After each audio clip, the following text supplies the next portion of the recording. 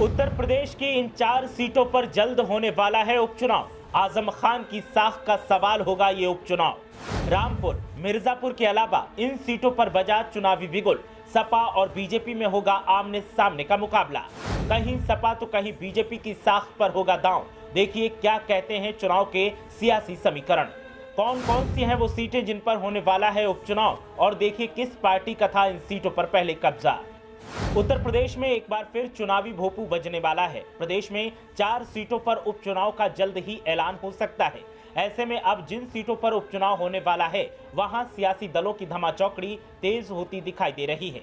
भले ही चुनाव आयोग ने अब तक चुनावी प्लान का ऐलान न किया हो, लेकिन फिर भी सियासी दलों की आवक ने पारा हाई कर दिया है। जिन 4 सीटों पर उपचुनाव होने वाला है उनमें सपा और बीजेपी का सीधा सीधा मुकाबला देखने को मिल रहा है, लेकिन जीत किसे मिलेगी वो एक बड़ा सवाल है।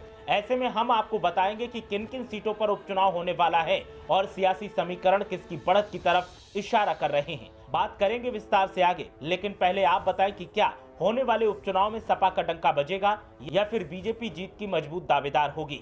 आपकी राय क्या है, हमें कमेंट करके जरूर बताएं। अब बात करते हैं उपचुनाव और सियासी समीकरणों की। तो रामपुर जिले की स्वार विधानसभा सीट और मिर्जापुर की 96 विधानसभा सीट पर उपचुनाव होना है। साथ ही 2 विधान परिषद की सीटों के लिए भी उपचुनाव होगा।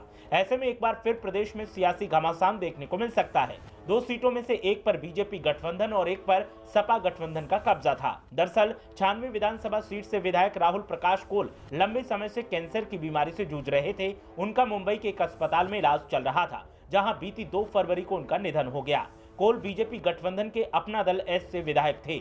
2017 से उनका इस सीट पर कब्जा था। फिलहाल उनके निधन के चलते ये सीट अब खाली है। वहीं आजम खान के बेटे और सपा विधायक अब्दुल्ला आजम को 2 साल की सजा सुनाए जाने के बाद रामपुर जिले की स्वार सीट भी रिक्त हो गई है। ऐसे में अब स्वार सीट पर भी उपचुनाव होना है। 96 और स्वार विधानसभा सीटों का उपचुनाव अब साख का सवाल बनता जा रहा है। बता दें कि 2022 विधानसभा चुनाव के दौरान स्वार पर बीजेपी गठबंधन अपना दल एस ने उम्मीदवार उतारा था। इस चुनाव में सपा की ओर से अब्दुल्ला आजम ने करीब 61,000 वोटों के अंतर से जीत दर्ज की थी। फिलहाल सजा होने के बाद उनकी विधायकी रद्द हो गई है। वहीं लक्ष्मण आचार्य के इस्तीफे और बीएल दोहरे के निधन के बाद विधान परिषद की 2 सीटें खाली हुई हैं। ऐसे में 2 विधानसभा और 2 विधान परिषद की रिक्त हुई सीटों के लिए जल्द ही उपचुनाव की तारीख घोषित की जा सकती है। सियासी जानकारों की माने तो ये उपचुनाव 2024 की तस्वीर को काफी हद तक साफ कर देगा और समझने में आसानी होगी कि 2024 में किस पार्टी का दबदबा किस जिले में देखने को मिलेगा।